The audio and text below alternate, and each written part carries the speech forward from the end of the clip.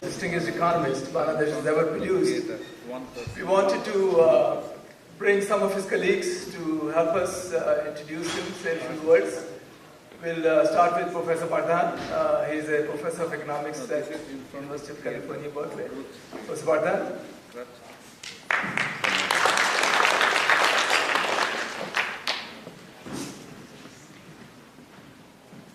Thank you, Munir, and thank you all to come to this ceremony, which I think is a very important occasion for all of you, and personally for me, because not merely Nurul has been is a doyen of Bengali economists on both sides, in both East Bengal and West Bengal. But also, more than that, he has been a very good, warm friend to me personally for many years.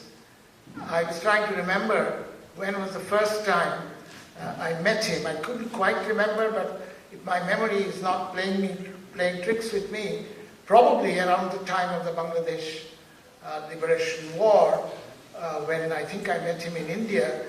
And again, if I'm not mistaken, your assumed name was Nirmal. Was it right? Nirmal Sen.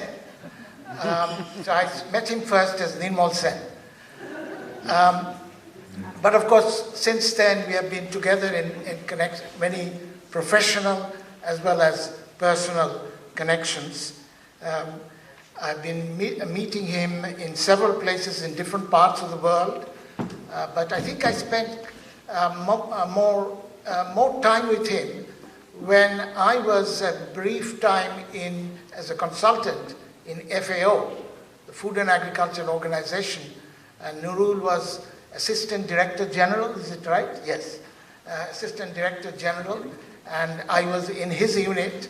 So I think both in day and then in the evening, we shared a lot of time, and I really have fond memories since then. And since then, we have met in various places, in Washington, and in Stanford, I think he spent some time. But particularly in Washington, Nurul was very kind to come to some of my lectures when I saw him with some gaps. But of course, in terms of professional achievement, it goes without saying that Nurul covers almost the whole range of development economics, the subject in which I dabble. In fact, if I remember right, his early work was more on international trade and foreign capital and foreign assistance. Then he, of course, in connection after the liberation of Bangladesh, much more involved in development planning and development strategy in Bangladesh. And then after he moved to FAO and then later IFPRI, which is the International Food Policy Research Institute, he became much more involved in issues of rural development, and if I remember right, also food price stabilization. So here's a person who's really traversed the whole field of development economics, which is really a very large field as it is. So without further ado, let me say I'm really overjoyed that BDI has decided to honor and salute this great Bangladeshi, not merely economist, but a person. Thank you.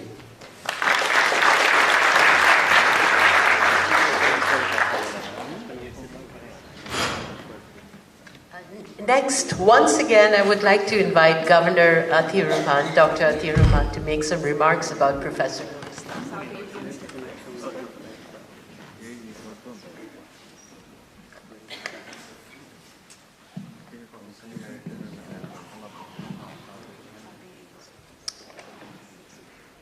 Professor Nurul Islam, Professor Rahman Subhan, Professor Griffin and Professor Burden and all other distinguished guests here.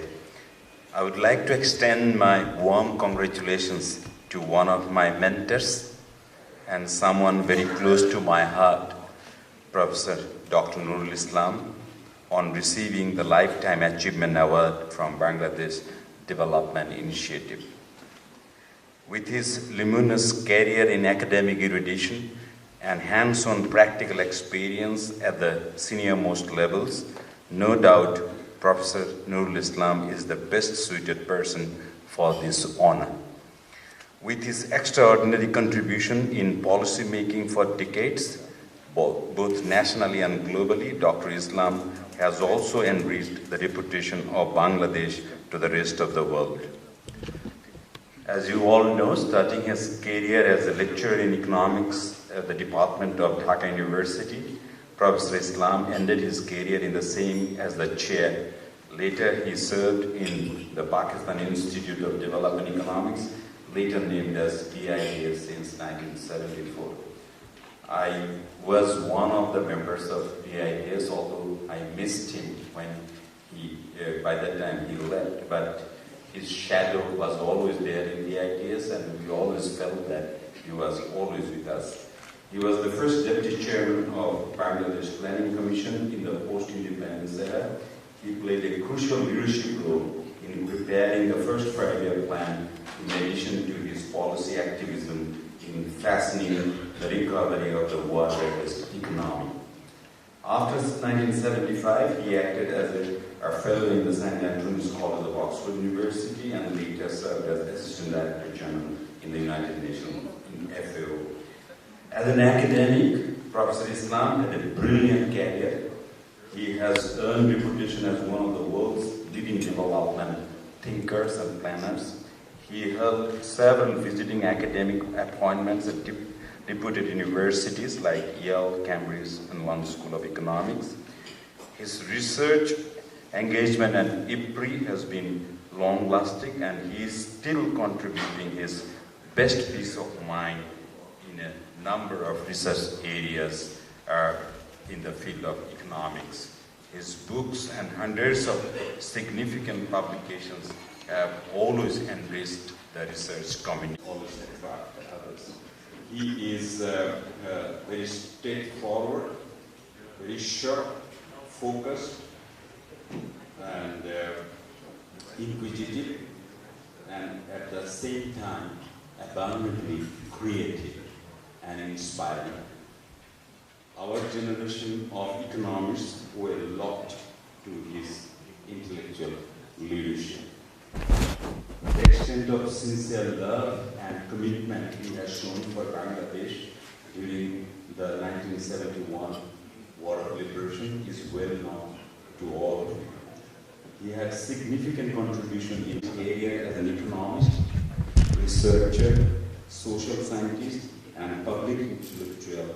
Professor Islam has worked tirelessly to uphold the welfare and interests of people.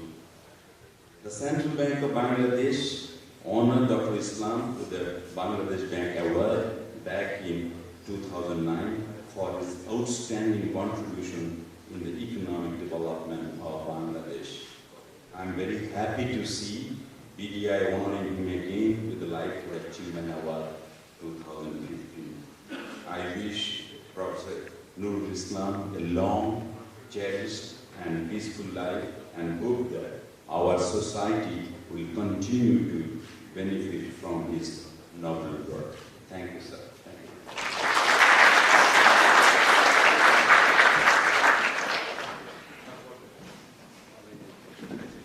You have to be an economist to understand that you are against a lot of economic development giants in this room.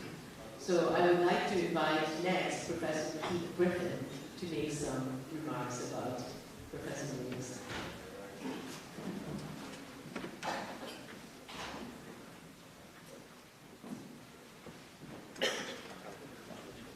One of the panels this afternoon, I spoke considerable length about Nurul, both as a person and as a professional economist. Part of my remarks were really on behalf of Professor Aziza Rahman Khan, one of Griffin's commentary on Professor Nurul Islam. I do want to say that I am very pleased to have been included in this celebration of Professor Nurul Islam's considerable achievements in many fields over a very long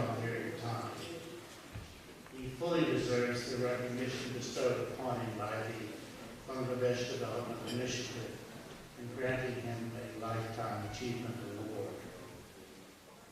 Nurul Islam is, of course, not only a great figure among economists and others in his own country of Bangladesh, he also has a splendid worldwide reputation based on his published work, his service as a distinguished international civil servant,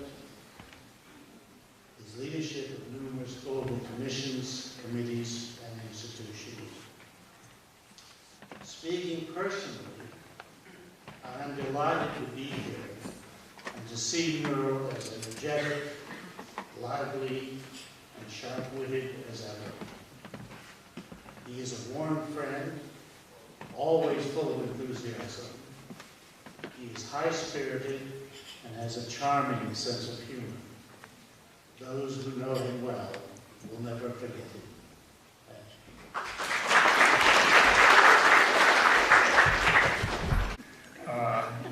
When we are presumably fading from visibility, so to in fact unearth us and put us up there is always a great honor. Nurul Islam possibly should have received this before I did, but that he is now getting this is itself recognition that this generation is not entirely amnesiac and in fact has an appreciation and a sense of history in terms of remembering who did what at which critical phase in our history. I have, of course, already made a long written presentation on Nurul, so we are all waiting to hear him. Career path and his prospects for a peaceful and stable life to considerable risk. He not only joined us in advising Bongo Bandhu at a very critical phase, in consequence of which he became active co-conspirator with Bongo Bandhu and figured in his trial for treason by the Pakistan state, where we were both listed as co-conspirators. He almost lost his life when Pakistani planes strafed him when he was moving across the border. And at the end of the day, he lived to be invited by Bongo Bandhu to set up the first planning commission of Bangladesh, where he presumably learned that being a distinguished economist is not always the same thing as trying to, in fact, traffic between the complicated relationships between politicians, bureaucrats, and a leader of historic distinction. He has written about these experiences, but this generation should, in fact, be reminded to, in fact, revisit that. In fact, the greatest award that you could give Nurul Islam at this moment is if all of you pledge that you will all go and immediately order a copy of his memoir of The Tale of an Economist, not so much because he needs the royalties, but because I think all of you should in fact get an appreciation of history and a recognition of a person who helped to shape that history. In fact, if you are all willing to make that pledge to Nurul Islam, he will be happy to return the award to you in exchange. With these words, let us hear what he has to say.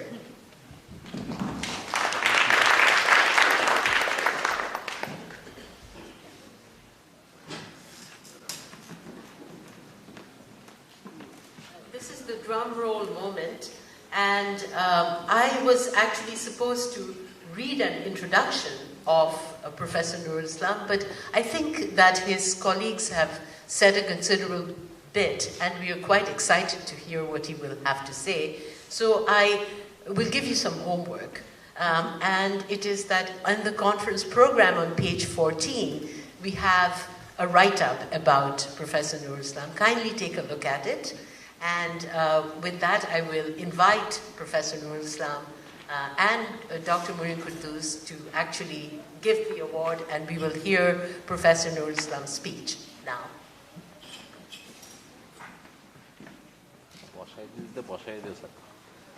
So if you would come forward and accept the plaque, we'll take some pictures.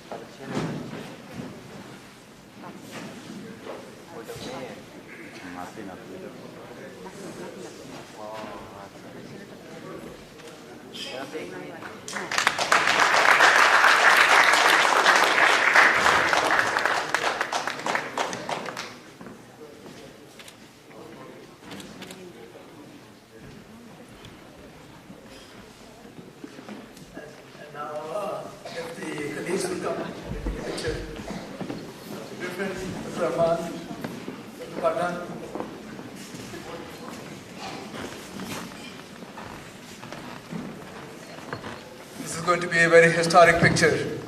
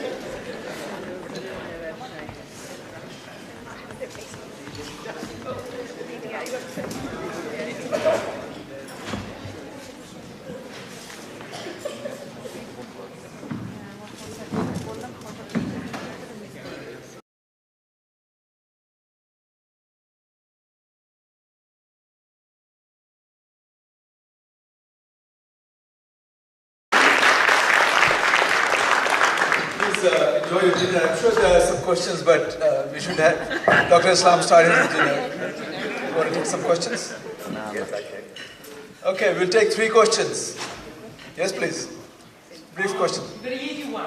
The number of economic parameters that you studied before 1971 to compare the West Pakistan and East Pakistan. How do those numbers look now between these two countries? I have not kept note of Pakistan-Bangladesh comparison. I think it's irrelevant. Why should I compare with Bangladesh? Let me tell you a story, since I'm a storyteller. If you are better, then it is In irrelevant. 1972, I told my Indian friends, from now on, Pakistan is your problem, my friend. Bangladesh is a neighbor of India and Burma. Pakistan, for me, is like Iran or what do I care? I don't want to compare. I'm not interested. Why should I compare with Pakistan? I should compare with Myanmar or India. Pakistan is not my interest. I have no interest in Pakistan after 1971. So these parameters I couldn't care less.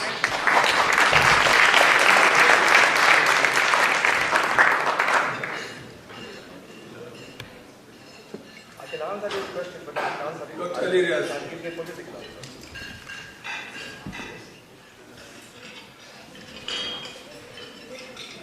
I was wondering what prompted your decision to leave the Planning Commission.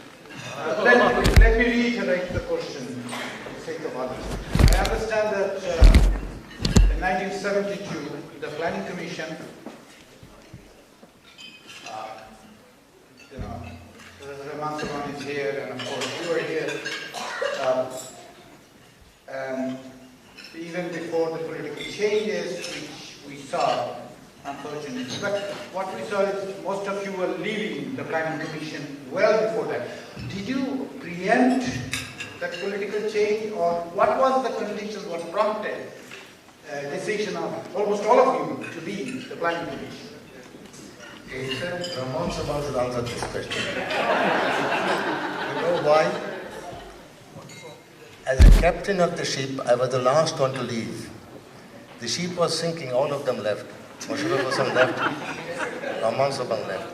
So as a captain, I hung around until the last moment, and I took leave of absence. Bangabandhu wouldn't let me go. I said, sir, I'm very sick, which is true, exhausted. And Dr. Ibrahim, who was a doctor, many of you knew Dr. Ibrahim, Birdem's creator, he was my physician. I said, Dr. Ibrahim, don't worry. He says, don't worry, I'll tell you. He says, this man is fainting in his office. He's very tired. Couldn't let him go for some time. So I got to leave for a year, and the things that happened. Now, coming to seriously, you see, one word, we became useless. That is the short answer to your question. By 1974, Planning Commission had not much of a role. It was my inability to communicate with them, or my inability to do politics, or the change in political circumstances. Whatever the reason was, by end of 74, as far as we are concerned, it was not a viable situation, because the discipline that Planning Commission broke down.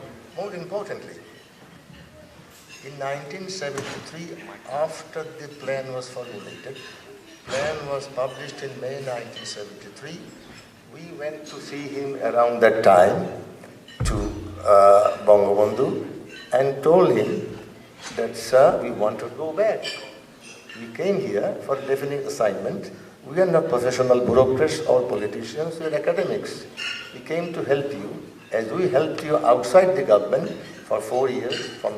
I was involved in after Agartala case 69. So we'll go back and help you whenever you want us. But in the bureaucratic stuff of government, it's not my cup of tea. He would not listen to it. He said, no, you are committed to this country, you must work. So we already suggested to him that it was not our cup of tea. I didn't have the political acumen and skill, and the established bureaucracy would not accept this element from outside. And I do not at all blame them. Any of you who have read Henry Kissinger's first volume, White House Years, his memoir, would appreciate it. Read this book, White House Years, first volume, his memoir. He faced the same problem. Nixon hated intellectuals, but appointed him because he was very well-known intellectual and useful. And when he came, an entire government of the United States State Department, he was security advisor, all ganged up against him to destroy him. No, established bureaucracy does not permit or welcome outside elements, human tendencies. Unless you can outmaneuver them, they will outmaneuver you. And Henry Kissinger says he learned the tricks and he outmaneuvered them. Read his book. So I was not made of that metal, I couldn't do that. So my utility in the Planning Commission was not very much high. Rahman may add arguments to it, but this was my reading of the situation. And when all the crew left, I left, the ship was not available to anybody running. Any more question? One last question.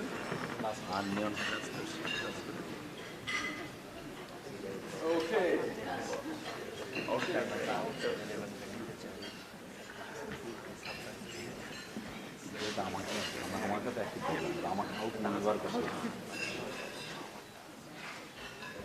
I'd like you to comment on the state of development economics and the state of development studies today.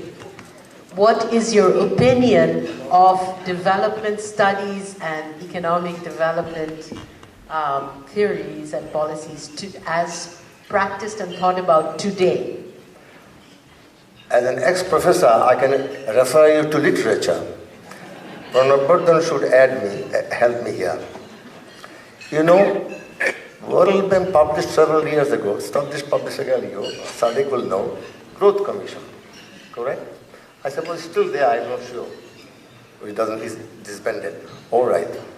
The Growth Commission report, those of you, I'm not sure, the professors of development economics here should read that report, very important. So I attended a meeting in which Robert Solow was explaining the Growth Commission report. Solow, you know, Nobel laureate, famous economist of MIT. She was a member. So he said, you know, in short answer to your question, we economists know the ingredients what make a growth, but we don't know the recipe. Very, very suggestive remark. We know the ingredients, we don't know the recipe. We don't know what combination, what sequence, what timing to use them. So that's the search, ongoing search. Now, I think one thing about development economics, I mean, if you call it, is very interesting now that they are paying much more attention than before to institutions and governance. Now, unfortunately, this is a subject of, you know, it's a political scientist, sociologist, everybody dabbles in this subject. Therefore, economists have to be more than economists to understand this subject. I had the first glimpse of this problem when I had a seminar in Bangladesh on governance, when Sadiq was director of Asia Department, South Asia. And there I invited all the governance experts of World Bank and outside and Bangladeshis to study the governance problems of Bangladesh. I would invite you to read this book. It is not I am an editor, so it's all right. So I have one article only. There are others that World Bank officials, outside academics, and Bangladeshi academics. So the state of developing economy in short is rather not very happy, and it's a multidisciplinary subject. So therefore you have to have expertise in more than one area. Thank you.